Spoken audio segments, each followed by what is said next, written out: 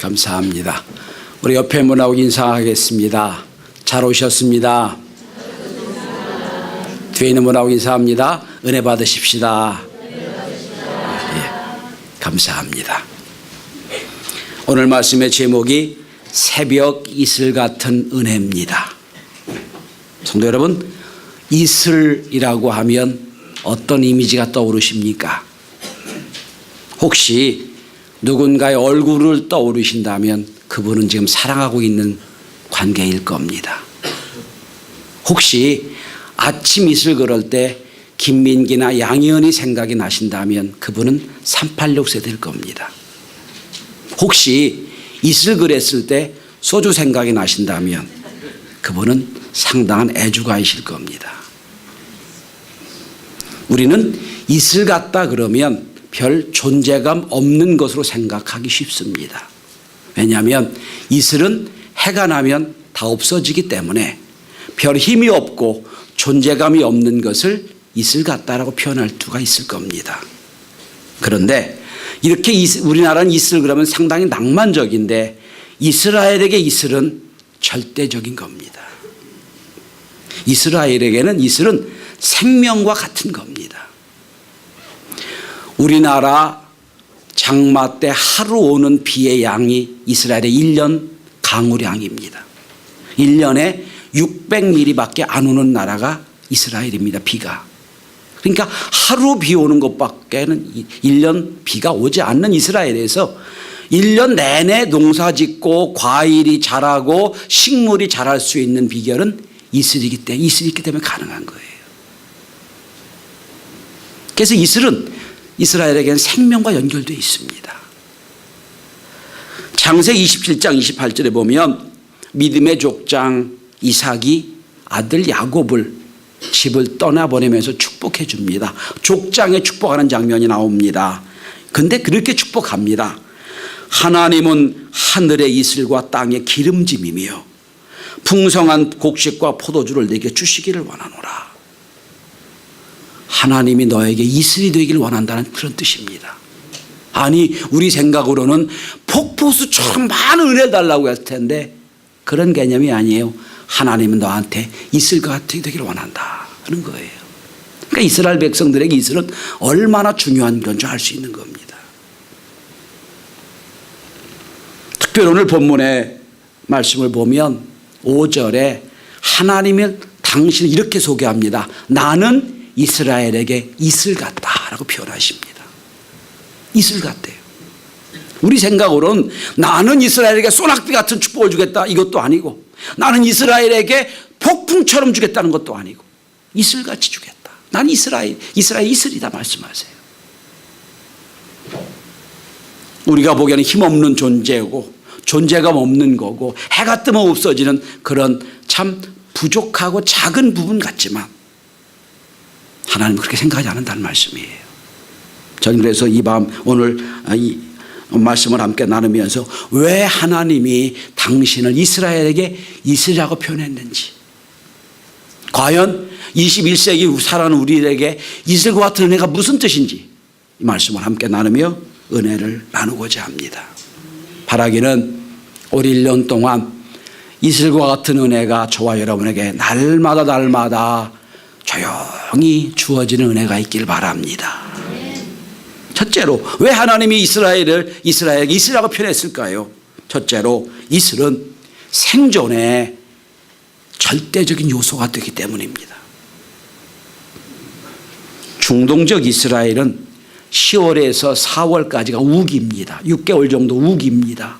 그리고 남은 7개월에서 9개월까지는 건기입니다. 비가 한 방울도 내리지 않습니다. 그래서 성경에 10월경에 내리는 첫 번째 비를 이른비라고 하고요. 이른비 때 이제 씨를 심습니다. 그리고 4월경 우기 마지막 때 내리는 비를 늦은비라고 합니다. 우리 장권사님 기도했을 때 이른비와 늦은비가 그때 내리는 비예요. 그 이외에는 비가 안 와요.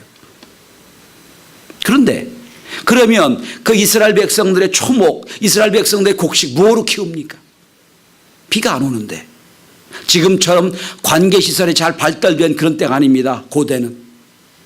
그때 농사 짓거나 또한 초목이 살아갈 수 있는 방법은 이슬이 내려야 가능한 겁니다. 이슬이 뭡니까? 공기가 식어져서 집 표면 온도보다 내려갈 때 수증기가 작은 물방울이 되어 표면에 맺히는 걸 이슬이라고 합니다. 근데 우리 눈에 보기엔 이슬은 별 보는 것이 보이지만 이스라엘은 크게 이슬이 있어야 생존이 가능하다는 거예요. 또한 이스라엘은 우리나라처럼 퇴적층의 안반이 아닙니다. 다 화산압입니다. 비가 내려도 제주도처럼 비를 받아들일 수 없는 토양이에요. 다 쏟아내버립니다. 그러니까 비가 아무리 와도 가둘 수 있는 그런 땅이 아니기 때문에 비가 한번 와도 지나가면 끝이고요. 그 비가 오지 않는 세월은 이슬로 살아가는 거예요. 그래서 하나님 말씀하십니다. 내가 이스라엘에게 이슬 같다. 네, 성도 여러분, 비가 1년에 몇 차례밖에 안 오는 이스라엘이지만 이슬은 날마다 내립니다. 날마다 내려요. 그러니까 이슬은 매일매일 고요히 내려 땅을 적십니다. 그래서 그 소나기나 비는 지나가지만 이슬은 날마다 내려서 지면을 적시고 초목을 살찌게 합니다. 그래서 성경이 하나님 말씀하십니다. 내가 이스라엘에게 이슬과 같다. 반대로 이스라엘에게 저주 중에 하나는 이슬이 없는 게 저주입니다. 열왕기하 16장에 보면 이스라엘 왕 아합과 그 왕후 이세벨이 너무 못되게 하나님을 거부하고 우상을 숭배하고 믿는 사람을 다 잡아 죽이는 나쁜 짓을 합니다. 하나님이 너무 노해서 엘리야를 통해서 선포하십니다. 엘리야가 말합니다. 내 말이 없으면 수년 동안 비도 이슬도 없을 것입니다. 비도 이슬도라고 되어 있죠. 우리말 번역에는 비도 이슬도 없을 것입니다라고 되어 있습니다. 그런데 원어 성경에 보면 이슬도 비도 없을 겁니다라고 이슬과 비를 바꿔놨어요. 이슬이 더 중요하다는 거예요. 비는 몇 차례 안 오고 이슬이 날마다 내려야 되는데 이슬이 없다. 그러니까 비가 오지 비 안 와도 난리인데 날마다 내리는 이슬이 없으면 초목이 다 죽는 거예요. 살아갈 수가 없는 겁니다. 성도 여러분, 우리의 신앙생활하며 불로 응답하시고 이른 비와 늦은 비로 폭포수처럼 주시는 은혜 1년에 몇 차례 안 됩니다. 나머지 기간 뭐로 삽니까? 이슬 같은 잔잔한 은혜로 사는 겁니다. 성도 여러분, 부부 생활하시면서 결혼 생활하시면서 젊을 때처럼 막 뜨겁게 사랑을 고백하고 그거 몇 년 못 가지요. 나머지 뭐로 살아요? 답은 알아서 하십시오. 잔잔한 사랑으로 사는 거예요. 꼭 사랑을 고백하지 않아도 눈빛만 봐도 사랑하고 있구나, 그로 사는 거예요. 신앙도 마찬가지입니다.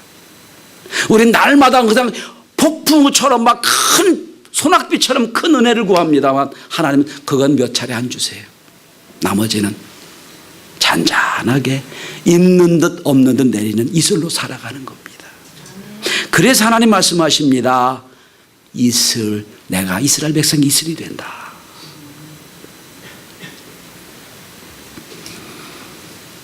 이진희 목사의 광야를 읽다라는 책을 보면 이런 글이 있습니다. 우리가 광야를 지날 때 이슬같이 내려주신 은혜에도 감사해야 됩니다. 광야를 지나면서 장맛비를 기대해서는 안 됩니다. 날마다 내려주신 이슬에 만족해야 합니다. 이슬과 같은 은혜와 축복만으로도 광야는 충분히 건널 수가 있습니다. 저는 올 한 해 우리 성도들 가운데 날마다 매일마다 촉촉한 이슬이 적셔져서 여러분 메마른 영혼이 날마다 윤택하고 습기가 있고 은혜가 있는 한 해가 될 수 있기를 바랍니다.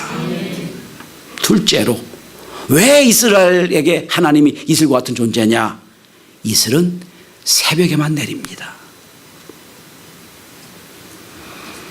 우리나라 모든 성도들이 존경했던 한경직 목사님이 계십니다. 그분이 오늘 본문을 가지고 이슬 같은 은혜라는 제목으로 1964년 6월 28일 영락교에서 설교한 설교문이 있습니다. 제가 이 설교문 중에서 은혜를 많이 받았습니다. 설교문 전문 몇 군데를 읽어드리겠습니다. 또 여러분, 이슬은 낮에는 내리지 못합니다. 이렇게 볕이 내려쬐는 낮에 내리지 못합니다. 이슬은 저녁에만 내립니다. 밤이 어두울 때는 더 많이 내립니다. 인간 생활에는 낮과 같은 때도 있지만은 밤과 같은 때도 있습니다. 어두울 때가 있습니다. 환난의 밤, 고통의 밤, 눈물의 밤, 고독의 밤이 있습니다. 이런 때 하나님이 특별히 은혜를 많이 주셔서 우리로 하여금 어두운 밤과 같은 때를 무사히 헤쳐나가게 도와주시고 한 걸음 더 나아가 전화위복의 은혜를 허락해 주십니다. 어두운 밤이 오히려 우리에게 큰 축복이 되게 만드시는 것입니다. 그러므로 우리가 기억해야 합니다.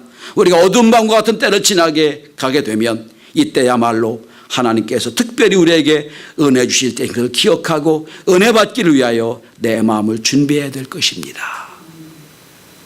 지금 40년이 지난 지금 읽어도 그분이 무슨 말씀하는지 이해가 될 말씀이에요. 이슬은 고요한 가운데 소리 없이 온 땅에 적셔집니다. 여러분, 이슬이 내리는 소리 들어본 적 있으신가요? 들을 수가 없을 겁니다. 그리고 이슬이 언제 내리는지도 몰라요. 그런데 밤이 지나 새벽이 지나 아침쯤 되면 온 땅에 다 이슬이 적셔져 있어요. 그런데 바람 부는 날엔 이슬이 맺히지 않는다고 그럽니다. 바람이 습기를 다 날려보내서 이슬이 없다고 그래요. 저는 성경의 인물들을 보니까 다 이 새벽에 내리는 은혜를, 새벽에 내리는 이슬을 경험했던 사람이라고 생각을 합니다. 성도 여러분, 모세가 궁중의 왕자로 있을 때는 새벽 이슬의 은혜를 보지 못했어요. 그가 미디안 광야에 가서 이드로의 양떼를 치면서 노숙하고 새벽을 지날 때 그는 흡족한 은혜를 받았던 겁니다. 그의 사명을 감당했던 거예요. 엘리야가 850대 1로 영적인 전쟁을 하고 로뎀나무 아래에서 죽기를 간구했습니다. 전 상상을 해봅니다. 로뎀나무 아래에서 종일토록 있었습니다. 그리고 밤이 지날 때 하나님은 그 머리에서 발끝까지 이슬을 촉촉 내려주셨어요. 그리고 나서 말씀이 들리는 거예요. 세미한 음성이 들리는 겁니다. 성도 여러분, 이슬은 먼 데 있는 게 아니에요. 이슬은 어디나 있습니다. 공기가 있는 곳 어디나 있을 수 있습니다. 적당한 조건만 되면 이슬이 맺혀집니다. 그런데 한 가지 조건이 있습니다. 새벽을 지나야 이슬이 생기는 겁니다. 여러분, 예수의 일생을 가만히 살펴보십시오. 예수님의 공생의 3년은 얼마나 바쁘고 분주한지 몰라요. 아침부터 저녁까지 하루 종일 병 고치시고 말씀을 가리키기도 하시고 수많은 일을 하셨습니다. 그런데 그 다음 날 새벽이면 어김없이 그분은 한적한 곳에 가서 기도하셨다고 성경은 기록하고 있습니다. 특별히 마가복음 1장 35절을 제가 읽어드립니다. 새벽 오히려 미명에 예수께서 일어나 나가 한적한 곳에 가서 거기서 기도하시더니 라고 되어 있어요. 특별히 마가복음 1장 35절 앞뒤 정황은 이런 정황입니다. 그 전날 베드로의 장모를 고치십니다. 그 소문이 나니까 온 백성들이 다 예수 앞에 왔습니다. 하루 종일 병을 고치셨어요. 몸이 기진맥진했을 겁니다. 그런데 그 다음 날 새벽 어김없이 새벽 오히려 미명에 한적한 곳에 가서 기도하셨다라고 기록합니다. 여러분, 언덕 위보다는 낮은 곳에 이슬이 더 많이 맺힌다고 합니다. 봉우리보다는 골짜기에 이슬이 맺힌다고 합니다. 저는 이런 상상을 해봅니다. 아무도 깨어나지 않는 밤, 아침 일찍 일어나셔서 새벽에 한적한 곳에 기도하십니다. 밖에서 기도하셨겠죠, 노상에서. 본인은 기도하고 있지만 온 대지가 적시는 이슬이 쫙 그에게 적셔졌습니다. 머리에서 발끝까지 촉촉히 적셔져서 그날 날이 새며 또 주의 일을 감당할 힘을 얻게 된 겁니다. 여러분, 또 특별히 예수님 십자가를 앞에 놓고 겟세마네 동산에 기도하실 때 밤이 맞도록 기도하셨다고 되어 있습니다. 우리말 속담에 밤이 이슬에 어쩌는 줄 모른다는 말도 있지요. 날씨로 말하면 3월경이었으니까 쌀쌀할 때입니다. 쌀쌀할 때 밤이 맞도록 기도하시면서 하나님은 이슬로 예수 그리스도를 위로하셨을 겁니다. 거기서 힘을 얻고 십자가를 질 능력을 얻게 된 겁니다. 성도 여러분, 우리 이슬은 날마다 드립니다만 그 이슬을 경험하는 사람은 새벽에 일어나서 이슬을 은혜를 경험하는 자는 얻을 수 있는 겁니다. 세 번째로, 그런데 더 참 중요하고 복된 말씀이 있습니다. 주일날 대백이긴 하지만 성경을 한번 펴봤으면 좋겠어요. 이슬은 만나와 함께 내렸습니다. 출애굽기 16장 13절 14절 한번 펴보시기 바랍니다. 전 이 말씀을 함께 찾으면서 얼마나 은혜 받았는지 몰라요. 구약성경 106쪽입니다. 구약성경 106쪽. 이 출애굽기 16장 13절 14절입니다. 저녁에는 메추라기가 와서 진에 덮이고 아침에는 이슬이 진 주위에 있더니 그 이슬이 마른 후에 광야 지면에 작고 둥글며 서리 같은 가는 것이 있는지라. 이스라엘 자손이 보고 이것이 무엇인지 알지 못하여 서로 이르되 이것이 무엇이냐 하니 모세가 그들에게 이르되 이는 여호와께서 너에게 주어 먹게 하신 양식이라. 무슨 뜻이죠? 만나입니다. 만나가 내려옵니다. 자, 저를 한번 보시기 바랍니다. 이스라엘 백성들이 광야 40년을 지날 때 그들이 줄이지 않은 이유가 뭐죠? 만나 메추라기를 주셨지요. 그래서 그들가 살았습니다. 그리고 중간중간에 물이 없어 고통당한 이스라엘 백성들에게 물론 반석을 통해 물을 주긴 했지만 이스라엘 백성들과 수십의 소와 양떼를 먹일 수 있는 건 이슬이 있었기 때문이에요. 근데 놀라운 건 날마다 새벽마다 이슬을 주셨는데 이슬이 있는 자리에 해가 뜨면 이슬이 말라버립니다. 이슬이 날아가지요? 그 날아간 자리에 만나가 있었다는 거예요. 만나가 있었다. 똑같은 성경을 민수기 11장 9절에 이렇게 되어 있습니다. 밤에 이슬이 진영에 내릴 때 만나도 함께 내렸더라. 여러분, 그러니까 굶어 죽지 않고 40년간 이스라엘 백성들이 광야세로 살아갈 수 있는 힘이 어디서 나오냐? 만나를 먹어야 되거든요. 누가 만나를 먹을 수 있습니까? 이슬을 본 사람만이 만나를 먹을 수 있는 거예요. 이슬을 본 사람.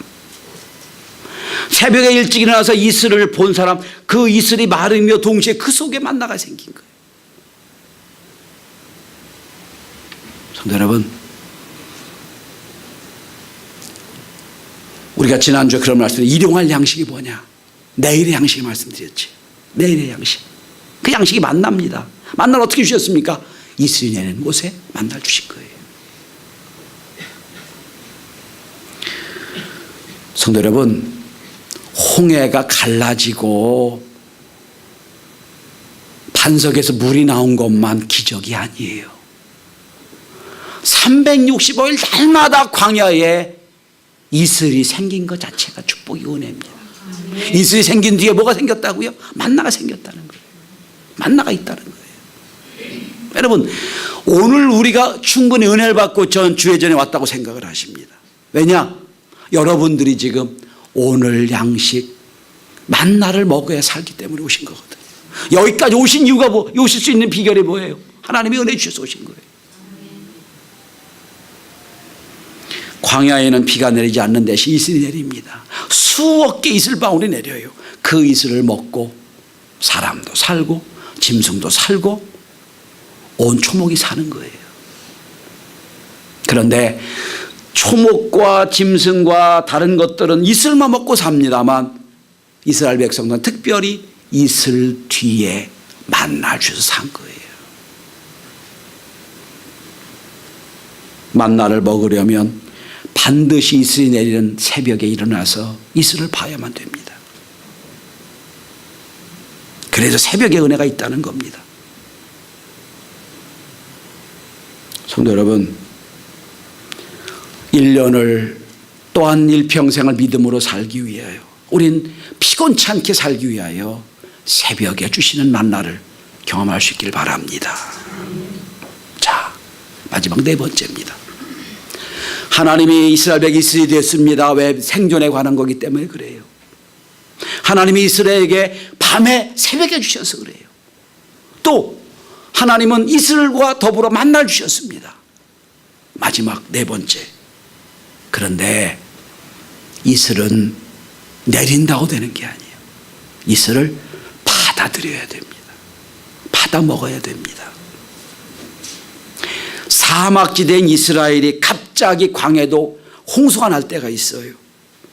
하늘은 푸르고 햇빛이 쨍쨍한데 홍수가 날 때가 있어요. 왜냐하면 저 북쪽에 갈릴리에서 비가 많이 내렸습니다. 그러면 그 비가 땅에 스며지지 않고 그냥 밖으로 빠집니다. 그래서 엉뚱하게도 며칠 후 네게부 광야에 홍수가 지는 겁니다. 상당히 아무리 비가 많이 와도 그 비를 받아들일 수 없기에 그게 그냥 홍수가 되고 마는 거예요. 성도 여러분, 하나님이 우리에게 날마다 은혜 주실 때 그 은혜가 흘러 지나가지 않고 나에게 생명이 되기 위해서는 이슬을 받아 먹어야 됩니다. 받아 먹어야 됩니다. 아무리 북부수처럼 은혜를 주셔도 한 귀로 듣고 한 귀로 잊어버리면 그건 나와 관계없는 거예요. 하나님이 주시는 은혜의 단비를, 하나님 주시는 은혜의 이슬을 받아 먹어야 됩니다. 내 마음에 품어야 됩니다. 흡수해야 됩니다. 다시 이진희 목사의 광야를 읽다는 책을 보면 이런 글이 있습니다. 아름다운 글이라 제가 그대로 소개합니다. 사막에 사는 여우는 바위에 맺힌 이슬을 핥아먹고 산다. 개구리는 머리와 눈 근처에 내린 이슬을 두 손으로 씻어서 핥아먹는다. 뱀은 제 몸은 굽혀 돌려서 등에 내린 이슬을 핥아먹는다. 그러면 입이 등에 닿지 않은 풍뎅이는 어떻게 이슬을 먹을까? 풍뎅이는 자기 몸에 내린 이슬을 먹기 위해 머리를 땅으로 낮게 내린다. 내릴 수 있을 때까지 최대한 낮춘다. 그리고 가만히 기다린다. 그러면 등에 맺혀있는 이슬이 머리 쪽으로 또르르 굴러 내려온다. 그러면 그것을 쏙 빨아먹는다. 참 예쁘게 표현해놨습니다. 여러분, 날마다 주시는 은혜의 이슬을 받아 먹으려면 겸손해야 됩니다. 받아야 됩니다. 등과 머리가 다른 풍뎅이가 등을 납작히 엎드리고 등에 있는 이슬을 먹는 것처럼 겸손해야 됩니다. 사람들은 이런 말을 하기도 합니다. 영화를 보고 날 때나 예배를 끝내고 날 때나 감동이 있는 것 같은데 오래 가지 않아요. 그럴 수 있어요. 왜 그렇습니까? 이슬만 구경하고 가기 때문에 그렇습니다. 영화는 구경하고 그냥 끝나고 갑니다.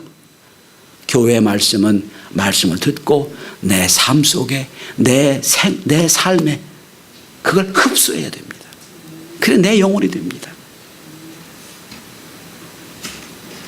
가장 겸손한 사람은 날마다 주시는 이슬과 같은 은혜를 내 것으로 흡수하는 사람입니다. 우리 성도들이 큰 폭풍 같은 은혜를 체험하지 못한다 할지라도 날마다 주시는, 매 주일마다 주시는, 매 새벽마다 주시는 은혜를 경험하며 흡수하고 받아 누려서 날마다 싱싱한 은혜를 체험하는 모든 성도가 될 수 있게 되길 바랍니다. 성경에 예수님께서 가장 귀한 은혜가 있다고 선언하신 분이 사마리아 여인입니다. 그는 그런 고백을 했습니다. 주여, 개들도 주인의 상에서 떨어지는 부스러기를 먹나이다. 나에게도 허락해 주십시오. 부스러기 은혜를 달라고 했어요. 그게 이슬과 같은 은혜예요. 작은 것 같지만 그러나 그 은혜를 내 마음에 품고 내 마음에 내 것으로 여길 때 그 은혜는 그를 살리게 되는 겁니다. 결론을 맺습니다. 다시 오늘 본문으로 들어가 봅니다. 이렇게 날마다 주신 은혜를 받아 누리면 어떤 축복을 받게 됩니까? 첫째로 5절과 6절에 보면 향기를 내게 됩니다. 자, 백합화 같이 활짝 피어서 아름다운 향기를 내게 됩니다. 레바논 숲과 같은 진한 기도의 향기를 바라게 되어 있습니다. 올 한 해 예수 그리스도의 기도의 향기가 여러분 우리 교회에 진동할 수 있게 되길 바랍니다. 이슬과 같은 은혜를 받은 어떤 축복이 있습니까? 터가 굳어집니다. 5절 하반절에 보면 백향목같이 견고하게 뿌리가 박히고 터가 굳어집니다. 그늘이 생깁니다. 그 속에 만민이 깃들이게 됩니다. 날마다 이슬 같은 은혜를 받아 우리의 믿음의 터가 굳게 되길 바랍니다. 세 번째로 치료의 은혜를 베풀어 주십니다. 신명기 32장 2절에 보면 이런 말씀이 있어요. 내 교훈은 비처럼 내리고 내 말은 이슬처럼 맺히리니 연한 풀 위에 가는 비 같고 채소 위에 탄 비 같도다. 무슨 뜻입니까? 날마다 이슬로 소생케 된다는 축복이에요. 마지막, 혹시 찾을 수 있으면 찾아보시기 바랍니다. 이슬과 같은 은혜를 받으면 어떤 축복을 받느냐? 이사야 26장 19절에 보면 놀라운 축복의 은혜가 있습니다. 제가 읽어드립니다. 주의 죽은 자들이 살아나고 그들의 시체들이 일어나리라. 뒷뜰에 누운 자들아 너희는 깨어 노래하라. 주의 이슬은 빛난 이슬이니 땅이 죽은 자들을 내놓으리라. 다시 말씀드립니다. 주의 이슬은 빛난 이슬이니 땅이 죽은 자들을 내놓으리라. 햇빛이 쨍쨍 떼약빛이 비쳐서 나무들이 다 죽은 것처럼 보여집니다. 시들시들해집니다. 힘이 없어요. 그런데 밤이 지나고 새벽에 이슬을 맞고 촉촉히 젖어서 다시 소생케 하고 살아난다는 말씀이에요. 막 이제 태양이 막 떠서 이슬이 보니까 이슬이 빛나는 빛처럼 반짝인다는 거예요. 빛난, 그래서 말씀합니다. 주의 이슬은 빛난 이슬이니 땅이 죽은 자들을 내놓으리라. 부활한다는 소생한다는 축복이에요. 성도 여러분, 올 한 해 여러분이 이른비와 늦은비 같은 축복의 소낙비도 큰 장맛비도 여러분에게 있길 바랍니다. 그러나 그것이 없다 할지라도 기도할 때마다, 찬송 부를 때마다, 교제할 때마다 이슬과 같은 은혜를 받아 기도의 향기를 드러내고 소생케 되고 견고하게 되고 그리고 많은 사람들에게 은혜 끼치는 복된 은혜가 있기를 주의 이름으로 축원합니다. 기도합니다.